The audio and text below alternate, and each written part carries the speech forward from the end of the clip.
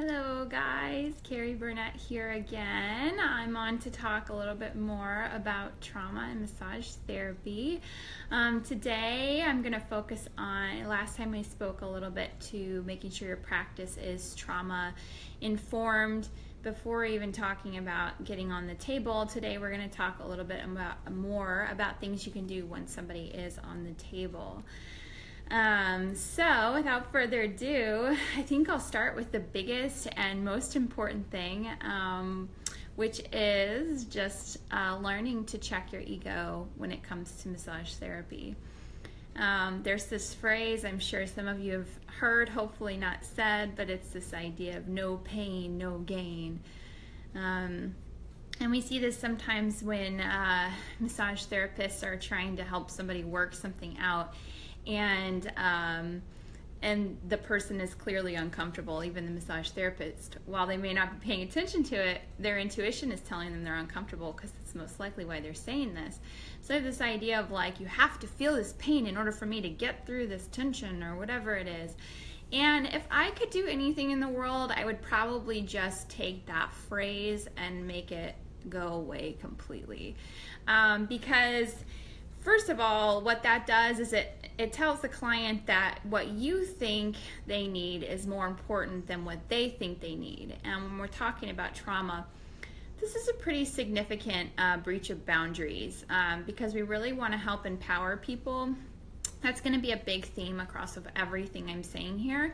So when somebody experiences trauma, basically they are experiencing a breach of boundaries. And depending on the type of trauma, if it's pervasive and long-lasting or if it's a one-time thing, that breach of boundaries, that break in the boundaries system can be bigger or smaller. So when we are working with trauma, we really want to remember to keep that as our focus. Our focus is to empower people. And so this idea of no pain, no gain, one, it's teaching people that they should just ignore what their body is telling them. And two, it's like I said, it's sort of assuming that the therapist knows more than the client about what the client needs. So never think it, never say it. If I could make one rule that everybody had to just abide by in the whole world beyond massage therapy, it would be that. And then just remembering too that like you're not there to heal someone. And I know this is sort of a tricky concept because we are healers. That's what we call ourselves. We're healers, right? But I really like to reframe that. I like to reword the way we say that, in that we're not healers, we're facilitators of healing. Because the really cool thing about the body is that it wants to heal. It wants to live in homeostasis. It wants to live in its ideal state. And this goes for the nervous system with trauma and for the body when we're talking about musculature and skeleton. It wants to be in the most optimal functional way.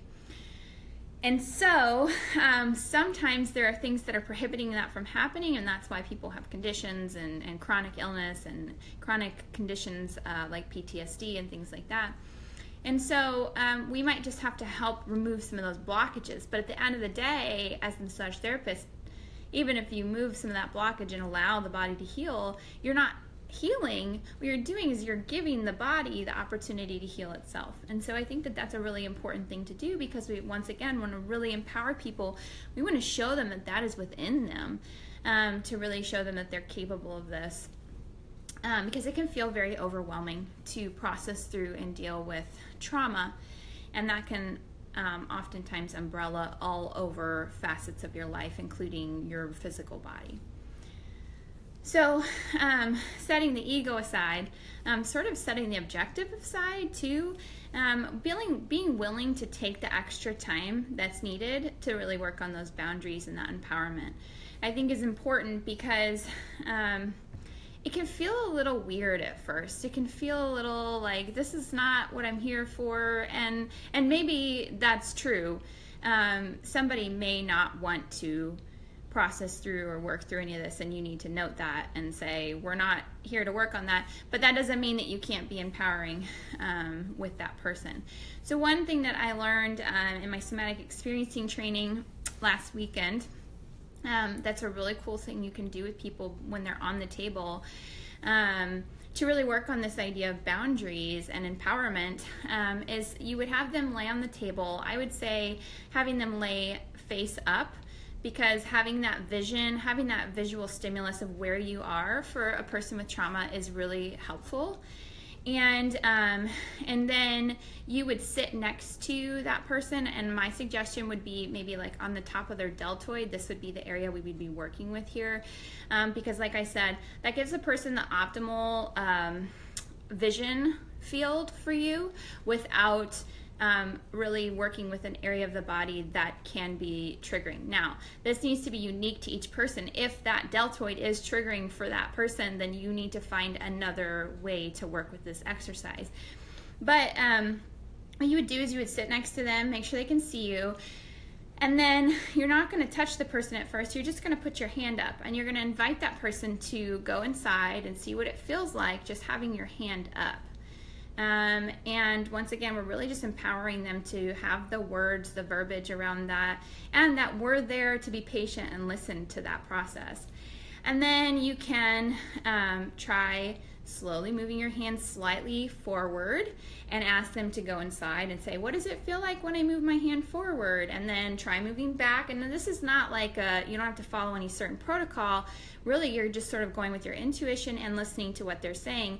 If you move forward and they have a really visceral reaction to that, moving back would be a good idea, and then maybe just slightly moving forward, maybe even moving back further. What we're doing here is we're giving them the opportunity to speak their boundaries, and that's so powerful. And so whenever the person is comfortable with you moving forward, you can say, okay, I'm going to go ahead and lay my hand on your shoulder. Is that okay with you? And then we'll verbalize yes or no, and you need to honor that. And then before you put your hand on, you say, and if at any time you would like me to take my hand off, I want you to say, that's enough, take your hand off, or you can change the verbiage. The importance is that you pick a phrase and you stick with it, because you're giving that person language to work with throughout the whole massage. So then you would put your hand on their shoulder if they're okay with that, and you would ask them to go inside and sort of feel what that feels like. And even if that's pleasant, it's important to titrate one time away from the body. So even if they're like, oh, I like the way your shoulder feels, that's awesome, because you're helping them to recognize that and to see that maybe they really do like that touch, or maybe it has something to do with the boundaries that you're creating and they feel safe, and you're helping them to recognize that. Even if that's the case, you're going to take your hand off again and say, now I want you to notice what happens when I take my hand off. Once again, we're just encouraging them to notice. There's no set way that this is going to go. There's no way to psychoanalyze it. You shouldn't psychoanalyze it, because the idea is just to give this power to that person. And then you can put your hand back on. And so taking as much time with this as necessary to give that person the power of saying, noticing what's going on, verbalizing, and being able to have that language to say, stop, this is enough, take your hands off of me. This is all a really empowering process. You can do it a little bit too if you get into it, and maybe it needs to go a little slower. If you get into where you're touching the deltoid, you can try with a little pressure and see if anything changes, and then less pressure, and have them notice that, because that can also, once again, just give them language for what they're feeling in their body, and give them an opportunity to exercise that creation of language around what they're feeling.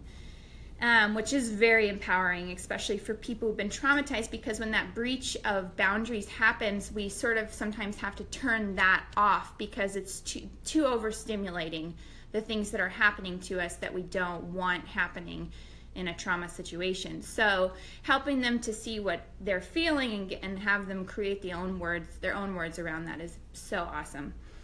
And then just going back to being willing to take time with this. I know this sounds sort of clunky and it sounds sort of weird, because it's not necessarily, you think somebody comes to you, they want just a massage, right? And you can sort of play with it in your own practice how it works, because if somebody doesn't have a trauma background, this can still be really powerful for them.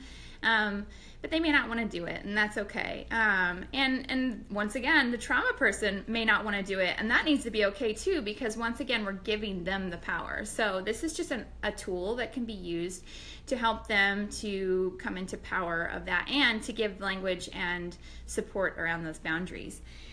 And really, honestly, it won't take too long in most people. I'm thinking maybe 3 to 10 minutes, depending on the client. So you can even include that exercise as a part of your intake. So like before the massage even, we're going to get on the table 10 minutes before the massage is even supposed to start. Then you're still giving somebody a 60-minute massage. You're also giving them the words to tell you to stop if they don't like something, which is really awesome. So that's just a cool little exercise you can do if you're interested in it. The other really important thing when we're working with touching victims of trauma is teaching ourselves to listen, and verbally listen, of course, but I'm talking about something a little bigger than just verbally, because we're working with touch. So we need to learn how to listen with touch too. So just remembering that, like, I actually kind of like to frame the whole thing. I'm not there to do massage. I'm actually here throughout the entire session to listen and to respond to what I'm hearing. And just sort of making that the overarching goal is really helpful, even when there's no words being spoken. So what does that mean? And I'm sure a lot of you are already even maybe just instinctually aware of these things, or maybe you've consciously thought about them, but paying attention to physical cues that are very small, like fists. Even if they're not fully making fists, somebody going from like a relaxed hands to sort of like tightening their fingers, they're trying to make a fist, or toe curling or wiggling your feet a little bit, or squirming, changing in breathing. These can be some subtle cues that something's going on, and it doesn't necessarily mean any particular thing. I think once again that's important to remember, that there's not like a rule book about this, like, oh, somebody does this with their hands, it means this. It doesn't really work that way, but just learning to pay attention to that and checking in with the client when you see those things. So you can even say, if it's somebody you don't think would be too intimidated by being seen like that, you could say, hey, I noticed you were squirming your feet a little bit. Maybe you could just sort of go inside and tell me what's going on. Is this pressure okay for you? Is this still feeling all right? Do we need to stop and take a break? If you think that that person might be a little intimidated by being seen in that way, you can just check in with them without letting them know the cue that gave you that inclination. That's not the right word. Another thing to do too is learning how to push until resistance. This is really an interesting thing, and my school that I went to, Healing Arts Center, they did a great job of teaching this. Actually, they taught it in every single one of my massage classes, and funny enough, it took me till my third actual massage class to understand I understand the concept, but to understand the feeling in my hand. And so what this is just learning, and you can toy around with it. You could even work with another massage therapist if you're ever trading and just say, hey, I really want to feel this, try to work with this. But basically it's just getting into the tissue, whether it's muscle tissue or fascia or whatever you're working with in that moment, and pushing gently and slowly until you feel resistance. And there's different levels of resistance, so you might feel some, but then it might be able to move a little further. So toying around with that, that's sort of where there's some customization here. But, really just feeling where that resistance is, and then being patient and waiting there. Because the really interesting thing about that is, we're working with the body, and trauma doesn't just happen to the mind. There's often this disconnect between the mind and the body, but we really have to remember that the body is traumatized too. And so even if they're not consciously aware of what you're doing, your gentleness to their body has implicit messages to the body that this is safe, and that it's important for the body to be in interaction with this process, that I'm not just another person coming in and overpowering them, that I'm allowing the body to be a part of that process. And so learning to go really slow and ease in. I remember one time in a class, my myofascial class, I was working with this amazing massage therapist student. She's now a massage therapist, but we were doing some glute work, and I tend to like a little bit deeper pressure. And I remember she started out, and I was sort of like, oh, she's not really going as deep as I like. But it's about them learning and things. And so then I just sort of spaced out on the table, and the next thing I know, she's actually working as deep as I want, but I didn't actually notice when she went there. It was almost like my body just relaxed and she was able to go in there. Like I didn't even, it wasn't like a shock. I knew she was there. It was more just a very gentle approach. And so I really learned a lot from that experience, because I saw that you don't have to hit the achieved mark right away. And sometimes it takes clients a little bit of time, like myself, to see that happen and be able to trust in the process. But it's okay to start out really, even with somebody who likes deep touch and deep tissue work, it's okay to start off lighter, as long as you're listening to the body and if they want you to go deeper. And always balancing it with what the client is saying. There can be times though when clients are sort of a little bit dissociated with what they really want, and that's tricky because at the end of the day the goal is to empower them. So with those clients, what I just really suggest is really bringing them back into the body throughout the process. Okay, so we'll go in a little deeper. I hear you saying you went a little deeper. Let's just pay attention to what you're noticing in your whole body, not just where the deep pressure is. And maybe they might notice, or maybe not, or maybe you're off on what the prediction is of what they need. Once again, it's about what they need. So, and then seeking feedback is another really important part to this. The whole idea, not to get too esoteric here, but like the idea of like my brain is going to sort incoming data for whatever I'm looking for. So if I'm looking for feedback, my brain is going to find that and bring it to me. And so really just being mindful of that while you're in the massage. I'm here, I'm looking for that feedback, I'm listening. What is the body showing me? And that stuff will show up, because the stuff is there whether or not you see it. Our bodies are communicating all the time. So whether or not you're paying attention to it, it's there. And if you're telling your mind to stay focused on that, then you will be more receptive to even picking up slight changes. And then a really big thing too is remembering the whole time that this is about bringing the client into their body and their experience, and not necessarily about like fixing them. I know it can be really exciting when you're working on someone and they have a tight area and then you feel that release. It can be like, oh, I'm so excited that happened. But just remembering that that person will have a much more profound experience if you bring them into that and invite them to sense that as it's happening, rather than just telling them it's happening. Because once again, we want to empower, we want to bring people into that sense of, I own this experience, I own this body, and I am powerful in that. And so when you feel the fascia moving, just sort of changing that inclination, because I know you're really excited to say like, oh, I feel this fascia moving, instead saying, oh, I'm noticing something right here. Because you can say you're noticing something, you're not giving them anything, you're still keeping that open to their experience. I just want to invite you into this spot, and let's notice what you see, and ask them to verbalize that if they're comfortable with it, because verbalizing is a really great way of really making sure that they're present in that moment. There can be the whole goal of meditation and sometimes massage is actually dissociation. And this is a little different than like dissociative disorder. People dissociate all the time. When you space out, that's a form of dissociation. So when we meditate, we want to have an out-of-body experience. This is a form of dissociation. And it's sort of one of the objectives I think people want from massage, is sort of leave their experience and go have this like mindless moment. And that can be really, if that's what somebody really needs and wants, that can be okay.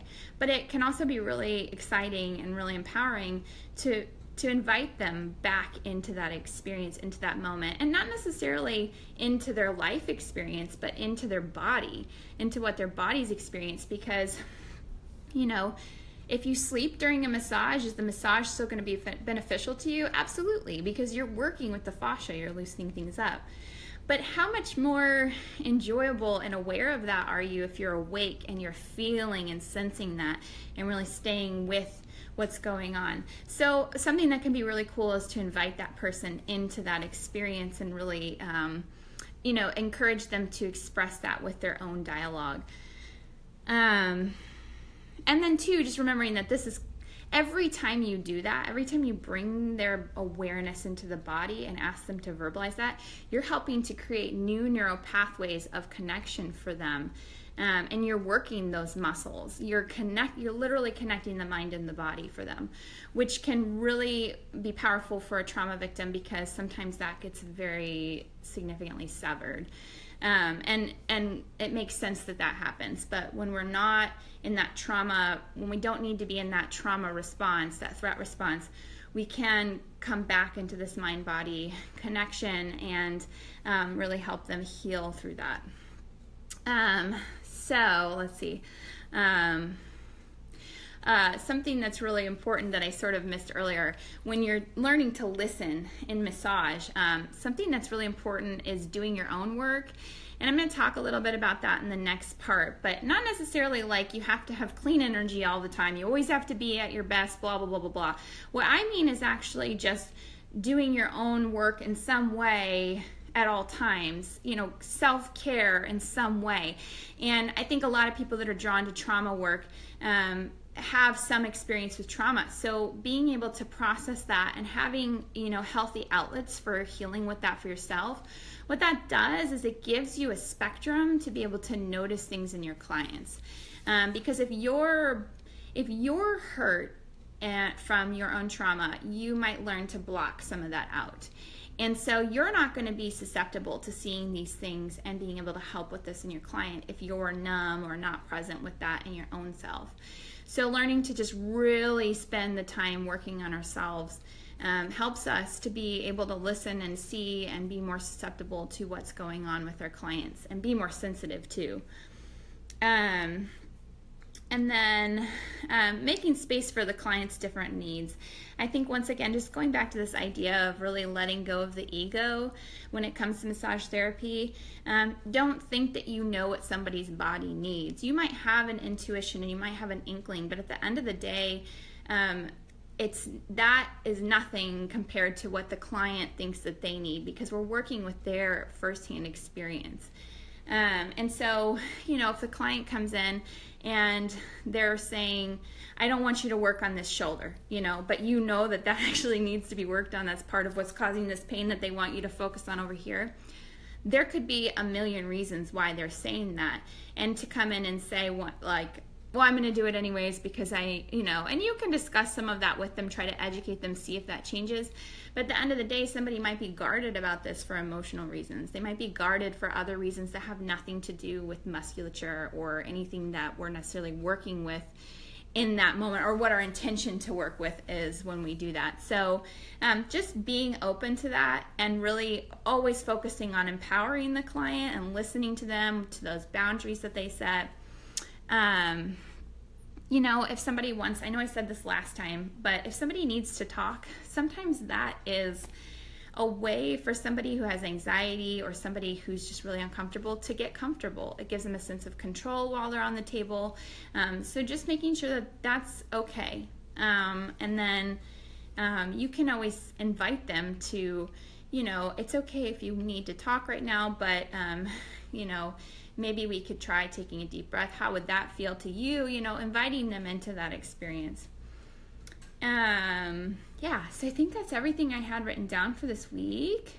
Just learning to listen, being willing to take the time to focus on boundaries and listen to them. And then remembering that it's important for the client to see things other than just be told them. It's really empowering to bring them into that body experience. And to make space for whatever your client needs. And overall, just to drop the ego, which I don't think anybody in this group has any trouble with, but, our whole society sort of sometimes struggles with that. I know I do. So just reminding yourself to be humble in that and make space. So next time I'll be on talking a little bit more about self-care and how that impacts our ability to do this sort of listening and responsive touch. So I hope you guys are having a great week. I'll be on for a little while if anybody has any questions. Thanks for watching.